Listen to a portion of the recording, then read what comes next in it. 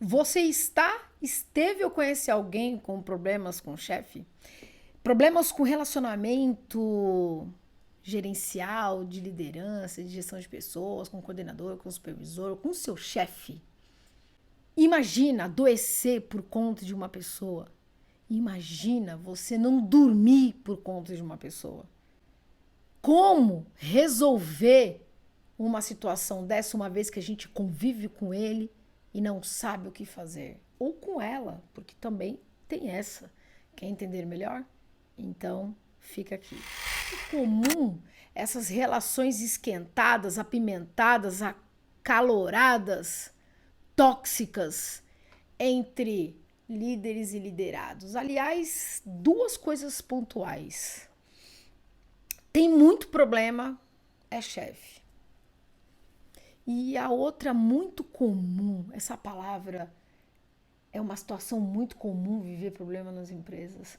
Será que não é esse o ponto? Nós achamos comum. Patrícia, é comum isso dentro das empresas. Eu já escutei várias coisas do tipo, é muito comum, isso é normal. Onde tem pessoas, tem problema. Onde tem pessoas, tem BO. Onde tem pessoas, tem várias coisas que são ditas aí. Esse é o ponto. A gente acha tudo muito comum. A gente acha que é assim mesmo, isso acontece, é natural. Só que a gente internaliza esse muito comum. E aí a gente acaba fazendo o quê? Não fazendo. E esses problemas viram uma bola de neve, viram uma situação tão indigesta, que aí eu pergunto, então quer dizer que você está me dizendo que é muito comum não criar, é muito comum não ser feliz, é muito comum não ser próspero dentro do ambiente de trabalho, é muito comum ser, como chama aquele ditado? Olho por olho, dente por dente. Será que é muito comum? Ah, Patrícia, é sim. Você nem sabe o quanto. Aí é que tá. Eu sei. Eu sei o quanto ambientes tóxicos existem. Podemos dizer que, numa grande maioria, mas dizer que isso é comum é assinar embaixo que tá tudo bem, gente. Isso faz parte do ser humano. Por que não transformar isso em um ambiente melhor? Por que não nós escolhermos transformar isso? Patrícia, você não tem noção. Lá não dá para transformar. As pessoas não querem mudar. Meu chefe é péssimo, as coisas não acontecem e ele não tá nem aí. Ok, essa parte eu já entendi. Só que eu estou chamando você aqui hoje para falar de você.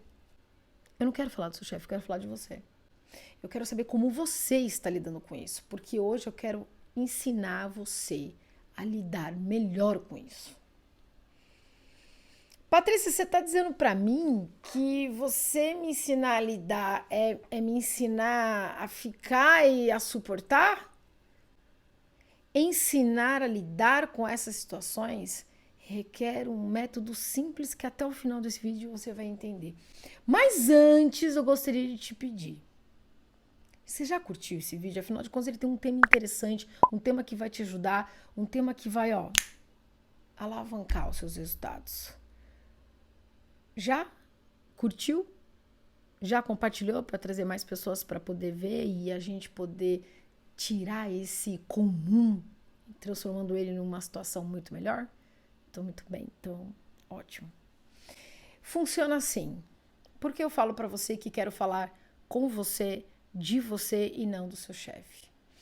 Em primeiro lugar, porque é realmente muito ruim lidar com situações difíceis. Nós já temos dias difíceis. A situação ao longo do tempo, ela é desgastante. É ruim quando você recebe humilhações, xingamentos, do tipo, aqui eu mando e você obedece. Às vezes, não com uma frase verbalizada, mas uma coisa muito sutil. Faça desse jeito e tá tudo certo. Olha só, o que aconteceu comigo uma vez. Num dado momento, eu trabalhava em uma loja. Então, eu passo para gerência trainee. Eu devia ter os meus 24 anos, mais ou menos. Tava super empolgada, com medo, aquele frio na barriga, do tipo, cara, será que eu vou dar conta? Será que eu vou conseguir fazer as coisas acontecerem?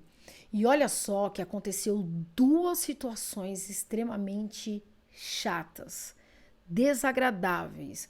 Uma situação que eu nunca na minha vida pensei sequer ou que existisse ou que eu ia passar.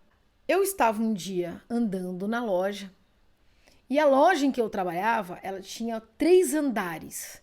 Ela tinha a parte normal ali, subsolo, né? Onde você coloca os carros, que a gente chama de garagem fechada.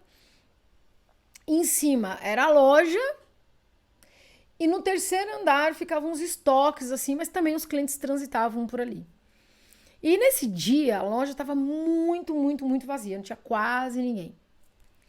Então eu comecei a rodar na loja, olhando ali os clientes, os poucos que tinham, conversando com alguns vendedores e tal. Eis que quando eu desço, eu vou transitando assim nas laterais da loja, né? Onde tinha umas paredes assim e tal. E aí eu vejo ali uma certa quantidade de embalagem de produto, sabe assim? Embalagem de produto vazia. Falei, caramba, meu, como é que pode isso aqui? Será que alguém... Porque o que eu imaginei? Pegou, colocou no mostruário e ao invés de jogar a embalagem fora, colocou aqui. Pensei também que eu acho que alguém separou para poder de repente dar baixa, porque aquilo, se você tira do estoque, você tem que dar baixa, naturalmente é isso, né? Ok? Tá bom. Senão dá pau no inventário. Quem trabalha com loja sabe como é. E aí o que eu fiz? Eu peguei as embalagens e levei para o gerente mais velho de casa. Nós éramos em 5. Eu estava começando, trainee ali ainda. Saindo da área de vendas e indo para a gerência. E eis que eu ouvi assim: Patrícia, deixa isso quieto. Aí eu vou analisar isso com mais calma. Mas tá tudo bem, tá? Você não viu e tá tudo certo. Na hora, eu confesso que eu fiquei meio assim. Falei, cara, mas deixa quieto. Mas estranho, né? Como assim deixar quieto? Como assim deixar quieto? Aí depois, num dado momento, ele me chamou de novo, isso tudo na mesma semana. Ele falou, eu já tô resolvendo aquela questão, viu? Então você fica tranquila, eu já tô alinhando lá com quem tem que alinhar. Mas fica sossegado, não comenta nada com ninguém e segue o jogo. O que aconteceu ali é que ele realmente me passou que tinha, assim, alguma coisa, que poderia ser algum funcionário, alguém que estava, né, infelizmente, roubando a loja, ou talvez algum cliente que de repente pegou algumas coisas e tudo mais. Fiquei um pouco intrigada, mas tudo bem, segui a vida normal. 2 semanas depois, eu fazendo as rondas ali no mesmo setor, eu encontro mais algumas embalagens e pasme. Aí eu decidi tirar as outras peças, tinha umas portas assim, aí decidi tirar. Quando eu tirei as portas assim, que eu olhei para baixo, cara, tinha um buraco feito no chão e que dava acesso ao subsolo da loja. Ou seja, os materiais que estavam ali, com as embalagens e tudo mais, eram produtos que passavam por aquele buraco. Então, o que eu deduzi? Lá embaixo, naquela época, à noite, não ficava segurança. Volta eu lá e falo com ele. João, meus personagens aqui, os nomes são todos João, Maria. Também posso adotar o Pedro, José, enfim. João, tem mais materiais lá. Você não acha isso estranho? Você apurou? Você falou com alguém? Como é que ficou? Ih, Patrícia, fica sossegada, eu já tô vendo isso. Falei, cara, mas você tá vendo isso, mas não tampa o buraco? Né? Não dá, pelo menos não dá pra fazer, porque aquilo não tem serventia nenhuma, a não ser tá passando material. É, boa ideia. Sabe que você me deu uma boa ideia? É verdade, tem sentido. Pô, eu vou tapar o buraco. Aí eu fiquei pensando, falei, cara, mas isso é uma coisa óbvia, né? Você entende? Existem muitas coisas que a gente passa que a gente fica indignado. Você fala, cara, não era simples tampar o buraco e resolver? Pelo menos parte, porque a pessoa ia ter que pegar isso de outra forma. Câmera analógica e tudo mais, como é que você consegue acompanhar moral dessa história para fechar? Existem muitas coisas que acontecem que a gente fica meio sem entender. Existem muitas questões que a gente avisa e a gente, no primeiro momento, a gente não percebe muito o que está acontecendo ao nosso redor. Claro que algumas coisas ficam evidentes, mas a gente sempre tem um cuidado de não ter que julgar. E além do que, eu teria que provar algumas coisas. E a única coisa que eu conseguiria provar naquele momento é que tinha um buraco e umas embalagens abertas. Tem que apurar, tem que entender o que está acontecendo. Até que passou uns meses, a gente entendeu o que estava acontecendo. Essa mesma pessoa com quem eu fui lá, que era o João, simplesmente foi preso porque estava roubando a loja. Aí você fala, pô, Patrícia, mas que coisa óbvia. Sim, mas acontece que você tem que saber onde você está e como conduzir as coisas. Não é simplesmente falar o que você acha, falar o que você pensa. Você precisa ativar o seu feeling e usar mais com inteligência o que acontece. Uma outra situação que aconteceu, uma pessoa chegou, eu vou colocar o Pedro, porque o João já foi, né? O Pedro chegou pra mim e falou, Patrícia, vamos ali tomar um café? Eu quero ali tomar um café com você. Vamos lá tomar um café. Bacana, vamos lá. A gente foi tomar um café e tal. Falei, pô, você sabe, né? Eu sou casado e... Mas, sei lá, rolou um negócio e tal, e a gente podia... Aí eu falei, a gente não entendi, peraí, deixa eu entender. A gente podia... Cara, nem termina. Nem termina. Você não me chamou aqui pra isso. Não, pô, mas calma, não se ofende, tá tudo bem, mas eu tô dizendo que eu sou bem casado, tá? E, aliás, foi uma cantada interessante, porque ele fala que é bem casado, porque normalmente as pessoas têm mania de detonar com a vida que vivem atual pra dizer que gosto da pessoa. Esse foi o original, né? Ele falou, não, eu sou super bem casado, mas me interessei por você, a gente podia, sei lá. E eu falei, não tem lógica, não tem sentido isso. E já procurei cortar ali. Só que daquele não, por mais sutil e educada que eu pudesse ser, minha vida virou um inferno. Então a pessoa ela vai te cercando o tempo todo, tentando fazer da sua vida um inferno. No primeiro momento, aquilo para mim foi o fim. Aquilo eu achei um absurdo. A primeira coisa que eu fiz em 3 meses foi querer pedir a conta, porque foi uma sucessão de situações. Mas depois eu falei assim, peraí, para tudo. Primeiro, eu não tenho problema algum aqui. O problema está com ele. Eu comecei a desenhar as minhas entregas, porque eu falei, não, espera um pouco, como eu estou lidando com isso? Por quê? Eu cheguei nesse dado momento. Porque quando eu menos percebi, eu estava com uma dor de cabeça frequente. Eu não dormia direito. Eu me peguei algumas vezes não tendo vontade de ir trabalhar. Comecei a achar tudo chato. Situações que eu gostava, eu passei a odiar. Mas eu não estava entendendo que isso estava impactando em todo o resto. Porque você automaticamente fica desanimado, você se desengaja, porque você fala, cara, a pessoa tá fazendo um inferno na minha vida simplesmente porque eu não fiz alguma coisa que ela queria que eu fizesse. Porque ela está usando o crachá para me ameaçar. Porque eu não fiz o que ela queria. No primeiro momento, o que você quer fazer? Você quer denunciar, você quer gritar, você quer falar, e aí você não consegue, ou até mesmo já falou e ninguém tá nem aí pra você, então você guarda. Guarda a raiva, guarda o rancor, guarda a angústia, guarda o estresse, guarda a chateação. E aí você começa, é uma dor de estômago, é uma dor de cabeça, aí você fica ruminando aquilo e aquilo, sabe, te embrulha o estômago, você fica chateado. E aí a sua moral, ela começa a ser arranhada, porque a impressão que dá é que você é um belo de um incompetente. E nesse momento, quando você começar a perceber que isso tudo está indo para o seu corpo físico, você precisa tomar uma decisão. Mas acontece que você precisa entender o seguinte: eu estou fazendo as minhas entregas. Eu sei o que exatamente eu estou fazendo. Na verdade, é prestar mais atenção em você nesse momento. É entender como você desempenha o melhor papel.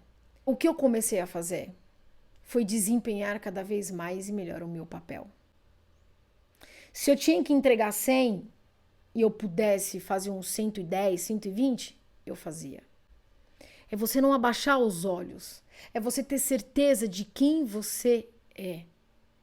Olhe para você, para as suas entregas. A gente adoece, a gente se entristece, aquela admiração cai por terra, aquela expectativa que a gente cria, ela se esvai pelo buraco abaixo. E a gente tende a não fazer o que nós precisamos fazer. E quanto mais você deixar de fazer o que você precisa fazer, movido por uma emoção da chateação, por uma emoção da raiva, da angústia, você deixando de fazer, você imune cada vez mais aqueles que querem te prejudicar. Você imune cada vez mais o seu chefe que de repente fica no seu pé. E a melhor maneira de você se destacar e até mesmo destacar os erros alheios não é falando e verbalizando por aí. É você fazendo o seu melhor. É você cuidando da sua saúde. Tá com dor de cabeça? É frequente? Vai no médico. Patrícia, mas me falaram que é emocional. É emocional, mas já chegou na carne. Já tá no estômago. Já tá com os calombinhos aqui, ó. Gente, eu tinha calombo, eu era assim, dava pra contar. Você apertava 1, 2, 3, era muito. Eu vivia tensa. Então, uma das armas poderosas que nós temos é realmente entender quais são as nossas entregas e começar a perceber o que essa chateação ou essas chateações estão fazendo com a gente. E isso desanda a relação, desanda vida financeira, desanda, fora a saúde, que já começa por ela. A moral dessa história é o seguinte: não adianta a gente bater de frente, não adianta a gente gritar para o mundo. Nós temos que reerguer o nosso queixo, saber das nossas entregas, entender que ninguém tem esse poder sobre ninguém, ao menos que nós demos esse poder a alguém. Se esse vídeo fez sentido para você, curta, compartilhe com alguém que de repente você possa ajudar através desse vídeo. Quando a gente vira uma chave, aos poucos a gente começa a se fortalecer e a galgar novos horizontes. É assim que funciona. Até o próximo vídeo. Um forte abraço.